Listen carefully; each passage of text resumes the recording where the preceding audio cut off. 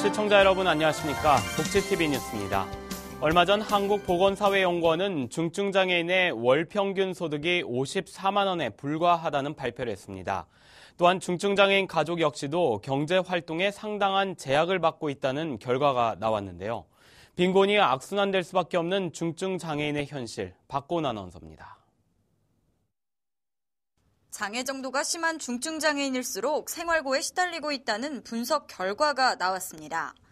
한국보건사회연구원이 지난 2011년 중증장애인 57만 3,800여 명의 경제 상황을 분석한 결과 이들의 월 평균 개인소득은 54만 원인 것으로 드러났는데요. 경증장애인이 평균 91만 원인 것과 비교했을 때 60%에도 못 미치는 수준입니다. 장애로 인한 지출 비용도 만만치 않은 상황. 의료비와 보호 간병비, 재활보조기구를 사용해야 하는 경우 월 평균 23만 6천 원을 부담하고 있는 것으로 나타났고 이러한 결과는 중증장애인의 가장 큰 복지 욕구가 소득 보장에 이어 의료 보장이라는 결과를 내놨습니다. 하지만 중증장애인에 대한 사회적 편견 자체가 소득을 만들 수 있는 일자리를 부족하게 하고 장애등급제와 부양의무제의 제도적 틀 안에서 중증장애인의 빈곤 상태를 가중시킨다는 것이 문제입니다. 올해 초에 돌아가셨던 용산구 원효대교에서 투신하셨던 중증장애인분 같은 경우에 생각을 해보면 이분 같은 경우에는 아버지에게 물려받은 약간의 재산이 있다라는 이유로 이제 기초생활 수급자로 지정이 되지 못하셨었거든요. 그래서 아무런 보호자가 없는 상황에서 혼자서 생활하시고 있었던 분이셨는데 이런 분들에게도 지나치게 가혹한 적용이 많이 되고 있다는 것이죠. 그래서 지금 이러한 문제를 해결하기 위해서는 생활고를 겪을 수밖에 없는 중증 장애인에 대한 각종 규제를 풀어내야 한다고 말합니다.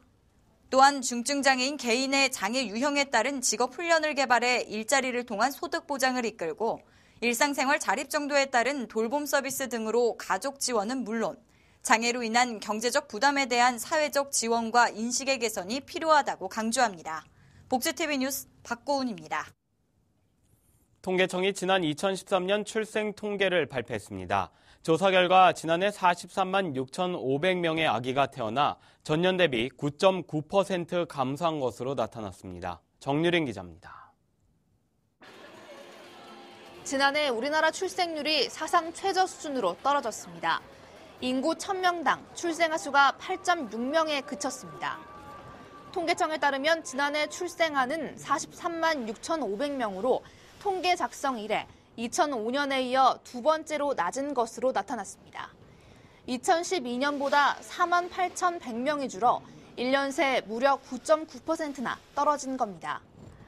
출산 가능 여성 인구가 계속 줄어드는 데다 결혼이 늦어지는 현상이 심화되기 때문으로 분석됩니다. 인구 1,000명당 출생아 수, 이른바 조출생률은 8.6명. 여성 한 명이 평생 낳을 것으로 예상되는 출생아 수를 의미하는 합계 출산율은 1.187명으로 전년보다 0.11명 감소했습니다. 출산이 가능한 15세에서 49세의 여성 인구는 지난해 1,300만 명으로 1년 새 9만 명이나 줄었고 10년 전보다는 76만 명 감소했습니다. 산모의 평균 나이도 해마다 최고 기록을 경신하는 것으로 나타났습니다. 산모의 평균 나이는 31.84세로 전년도보다 0.22세 올랐으며 첫째 아이 출산 시 여성의 평균 연령도 30.73세로 전년보다 0.23세 상승했습니다. 또 예전보다 다태아, 즉 쌍둥이가 더 많이 태어나고 있습니다. 이는 인공수정을 하는 경우가 많기 때문인데 총 출생아 중 다태아 구성비가 3.29%를 기록해 지속적인 증가 추세를 보였습니다. 복지TV 뉴스 정유림입니다. 강원도 내 18개 시군 가운데 절반 정도에 해당하는 8곳이 자체 수입으로는 직원들 인건비도 챙겨주지 못할 정도라고 합니다. 지방재정 세입구조의 안전성이 그만큼 취약하기 때문인데요. 왜 그런지 우세린 기자가 취재했습니다. 새정치민주연합 진선미 의원이 공개한 자료에 의하면 올해 지방세와 세일 수입 등 지자체 수입이 공무원들의 인건비를 충족시키기에 턱없이 부족한 지자체가 강원도 내에만 무려 8곳이나 됩니다. 화천과 천원, 양양, 고성군의 세수 부족이 가장 심각했습니다. 자체 수입이 부족해 공무원들의 인건비조차 지급을 못한다는 것입니다. 이외에 인제, 양구, 횡성, 평창군도 사정은 마찬가지였습니다. 지난해 자체 수입 대비 인건비 비율이 높은 곳이 4곳이었으나 금년에는 2배 증가한 8곳입니다. 국세에 있고 도세가 있잖아요, 그죠? 그럼 과감하게 지방으로 세월을 우리 지자체에 그래서 잡을 수 있게끔 해준다면은 자체 세월이 늘어나죠. 근데 세법을 개정하지 않고 뭐 여기서 자체적으로 어떻게 세월을 발굴한다는 거는 아주 좀 약간 힘든 그런 상황이에요. 자체 수입 대비 인건비 비율이 가장 높은 곳은 화천군입니다. 화천의 자체 수입은 147억 원에 불과했으나 인건비는 무려 300억 원입니다. 자체 수입 대비 인건비 비율이 2.04배나 증가했습니다. 철원은 195억 원에 인건비 314억 원이 나가 자체 수입 대비 인건비 비율은 1.61배에 해당됐습니다. 국세의 지방세가 많이 이루어져야 되는데 주민세, 소득 할인, 지방소득세로 됐는데 그 비율을 점점 더 확대해야 되는 거죠. 중장기적으로는 법인세 같은 걸 강원도 지방에 있는 법인 같은 건 강원도 지방으로 속할 수 있도록 이런 제도를 신설해야 되는 겁니다.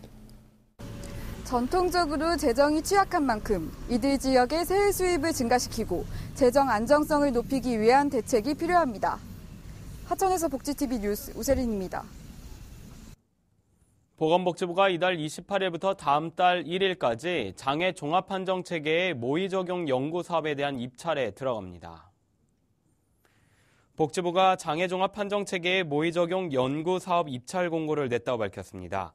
복지부는 이번 연구가 지난 상반기 연구에서 개발된 평가 도구의 모의 적용을 통한 적합성 검토와 평가 도구 적용에 따라 도입된 서비스별 적격 기준 적절성을 검토하는 것이라고 말했습니다.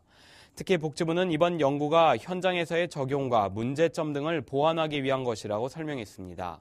한편 지난 3월부터 한국보건사회연구원은 장애 종합판정체계 도입 연구를 실시한 상태이고 장애 종합판정 모형안을 마련한 상태입니다. 65세 이상 노인보다 50대 중년층의 무연고 사망자가 더 많은 것으로 나타남에 따라 고독사를 막기 위한 국가 차원의 대책이 요구된다고 합니다. 국회 새정치민주연합 김춘진 의원은 최근 3년간 무연고 사망자가 계속해서 증가하고 있는 가운데 50대 중년층의 무연고 사망자가 65세 이상 노인보다 많다고 말했습니다. 김 의원은 50대 무연고 사망자가 많은 것으로 확인됨에 따라 더 이상 고독사의 문제가 노인만의 문제가 아니라며 정부 차원의 대책이 필요하다고 밝혔습니다. 한편 지난해 서울시가 발표한 무연고 사망자가 255명의 나이 분포를 보면 50대가 87명으로 전체 기준 37%를 차지하고 있고 65세 이상 노인은 66명으로 26%를 나타내고 있습니다. 장애인 국가대표 선수들이 루게릭 환자를 돕기 위한 얼음물 샤워 캠페인에 동참했다는 소식입니다. 대한장애인체육회에 따르면 장애인 국가대표 선수들이 루게릭병 환자를 위한 얼음물 샤워 캠페인에 동참했다고 밝혔습니다. 지난 26일까지 아이스 슬레이즈 하키의 정승환, 한민수와 탁구의 김영건, 역도의 정성윤, 수영의 이무군, 청강유도 양정무 선수가 참여했습니다. 한편 아이스버킷 챌린지라 불리는 이 캠페인은 루게릭병으로 불리는 ALS 치료법 개발을 위해 진행되고 있는 모금 운동입니다.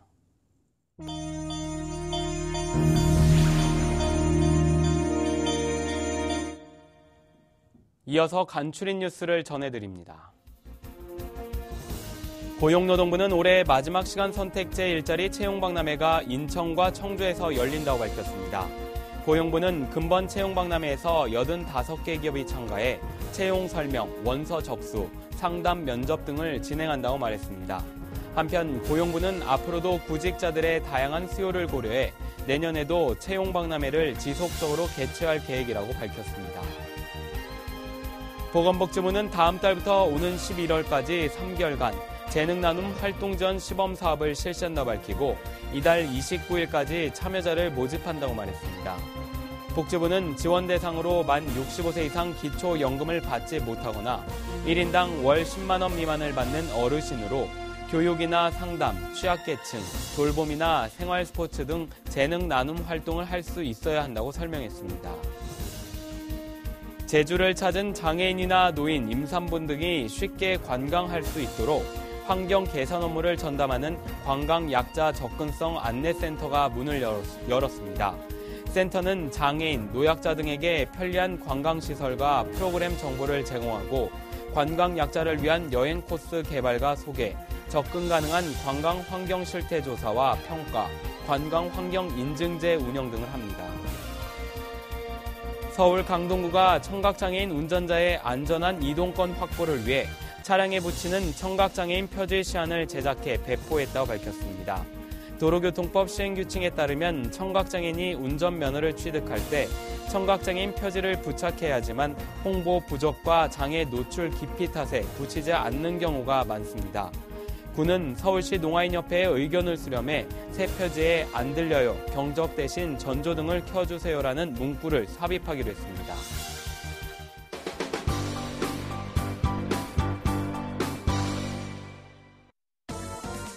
미리 보는 장애인 신문 시간입니다. 이번 주 장애인 신문에서는 장애계가 서울 광화문 농성 2주년을 기념하는 투쟁 문화제를 열었다는 일면 기사입니다.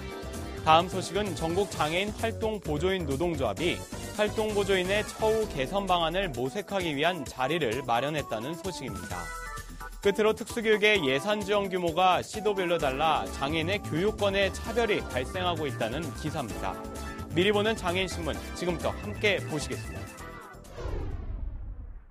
일면 기사입니다. 광화문 농성이 시작된 지 2주년을 기념해 장애계가 광화문 세종대왕동상 앞에서 장애 등급제, 부양 의무제 폐지 농성 2년을 기념하는 투쟁 문화제를 열었습니다. 장애계는 지난 2년여 동안 광화문 역사 안에서 장애 등급제 폐지와 부양 의무제 폐지를 외친 결과 대중들이 관심을 갖기 시작했다며 이를 통해 정부가 오는 2016년까지 장애 등급제를 대신할 판정 도구를 개발하고 부양 의무자 기준의 완화가 논의되는 등의 성과를 얻었다는 기사 내용입니다. 두 번째 기사입니다. 전국 장애인 활동 보조인 노동조합이 최저임금 인상과 임금의 상관관계 토론회를 개최했다는 기사입니다. 조합은 이날 토론에서 장애인 활동지원제도는 장애인의 사회 참여를 증가시켰고 사회복지 영역에 일자리를 창출했다고 볼 수는 있지만 활동보조인의 근로조건 등은 제대로 갖춰져 있지 않다고 말했습니다. 한편 이날 토론에 참석한 복지부 담당자는 재정부처의 활동보조수가의 단계적 인상이 핵심 추진 정책이라며 재정부처를 설득해 재원을 마련하겠다고 밝혔습니다. 끝으로 특수교육의 지역 편차가 예산과 학급 설치, 교원 수 등에서 크게 나타나 장애 학생의 차별이 심각한 것으로 나타났다는 기사입니다. 이번 발표 자료에 따르면 시도별 특수교육 예산 지원 비율이 울산 같은 경우 6.65%로 가장 높았고 반대로 전남은 4.55%, 경기나 서울 같은 경우는 3%대의 비율로 나타났습니다. 결국 특수교육에 대한 지역별 예산 투입 비율의 차이가 장애인의 교육권에 차별을 유도하고 있다는 내용입니다. 지금까지 미리 보는 장애인 신문이었습니다. 앞선 뉴스에서 중증장애인의 생활고가 매우 심각한 수준이라고 전해드렸는데요. 중증장애인의 가족 역시도 경제적 활동에 많은 어려움을 겪고 있습니다. 물론 정부의 지원이 되고 있습니다. 그러나 과연 이러한 지원들이 이들의 삶의 현실과는 동떨어져 있는 것은 아닌지 생각해봐야 할 것 같습니다. 이상으로 복지TV 뉴스를 마칩니다. 시청해주셔서 고맙습니다.